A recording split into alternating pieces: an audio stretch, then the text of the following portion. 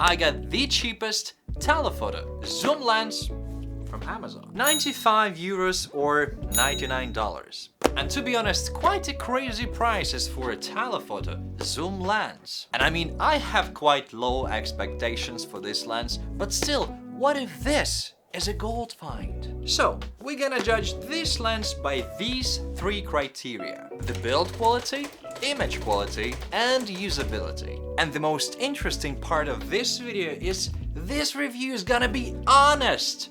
Finally! And all of that because this video is not sponsored by this lens's manufacturer or brand. Well, actually, this video is sponsored by the app Raviewapp. And this, my friend, is the app where you can find or give an honest review to any product you have or want to have. Isn't it amazing? Yes, it is. And what it means is basically, if this precious lens turns out to be shit, I'm gonna tell you, my friend, this lens is shit and complete waste of your money. I mean, I don't know about you, but I am personally tired and sick and tired of these fake reviews on YouTube. Like, oh my god, this is the best product I have ever tried. You have to buy it. But in fact, this is a total shit. And you don't have to spend even $1 on this product. So yes, I am really happy to make this review of this beautiful lens. Is it beautiful? I don't know.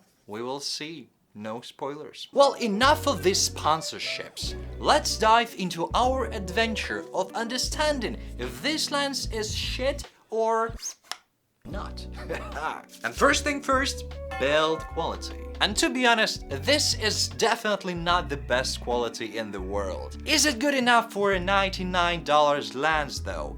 Yes, it is. Actually, yes. This is exactly what I would expect from such a cheap lens. It's not plastic, but it's like the cheapest metal I have ever seen. And I mean, some of the parts are plastic, but most of the lens is metal. Cheap, but still metal. And this lens has this rubber part, which is your focusing ring. It feels okay, but it's really hard to rotate it. And we're actually gonna talk about this a bit later. In usability section, the glass is okay, but the weight of this lens is very light. It's lighter than my camera's body, which basically means that the amount of glass inside of this lens is minimal. So I give this lens build quality 3 out of 10. Not the worst, but very close to the worst. No. And moving to the next one, the image quality. Huh? Let's do this. Who can stop us from doing that? Ah, you, me, no. And to be honest, this is where I expected this lens to be 0 out of 10. But actually, it turned out to be 4 out of 10 for 420 millimeters. Well, and 0 out of 10 for 800 mils. Well, because even though they say on the box that this lens works with any SLR camera, I guess I'm just very unlucky and my particular camera is not the best choice for this lens. Well, because as soon as you try to use any other focal distance, which is not 420 mil, well, be ready to face this beautiful effect all over your pictures. Image quality, average, 2 out of 10. Well, I guess this review isn't going well for this lens, isn't it? Anyway, usability. And I tested this lens for the portrait photography, still life photography, and wildlife photography. As for the portrait photography, it's not that bad if we are talking about the quality. But you know, I got one very nice question for you. Why would you need this lens? I remind you, 420 or 800 mil for portrait photography. Why?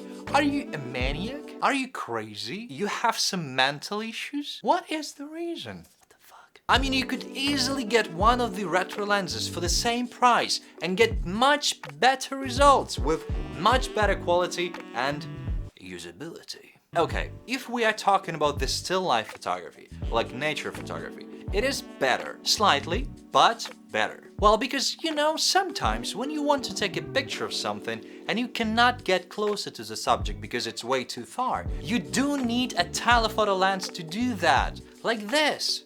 Well, maybe not this one in particular.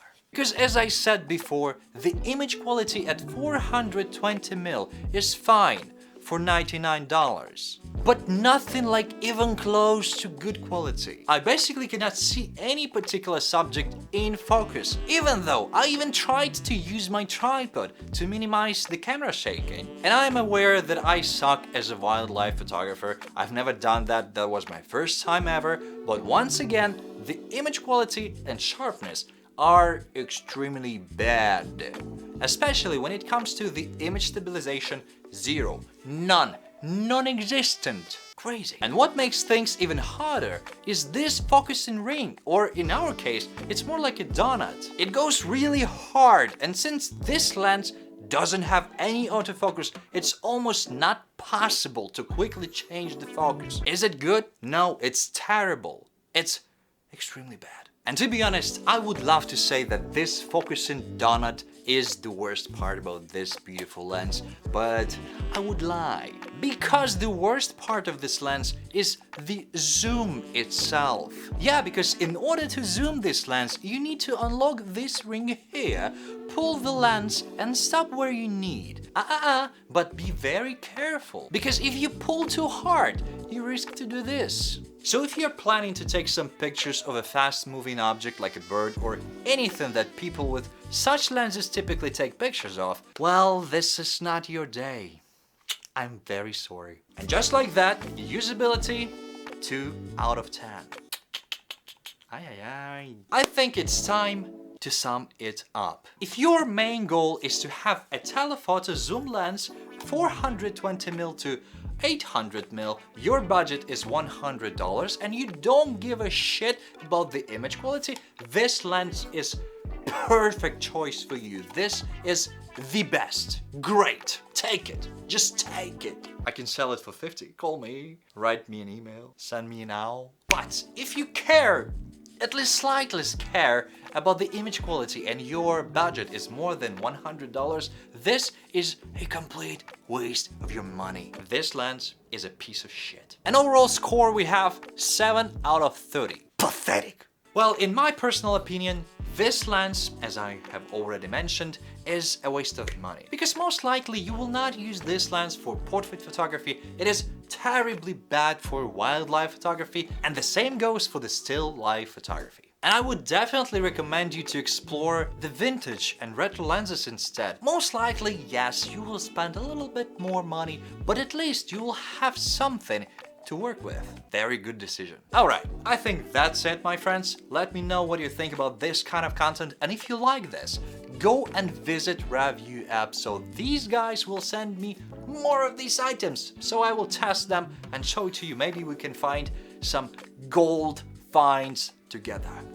Anyway, thank you so much for watching and have a nice day. Bye.